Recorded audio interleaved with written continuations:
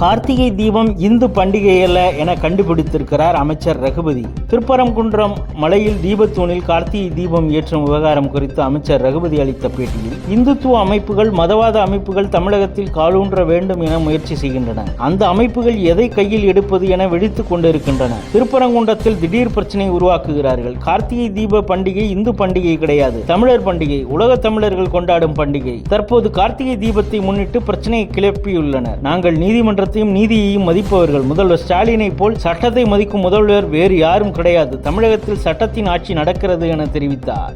கொண்டாடப்படுவது திருவிழாவை தவிர இந்தியாவில் இருக்க இந்துக்களுடைய பண்டிகை அல்ல, அது தமிழர்களுடைய பண்டிகை.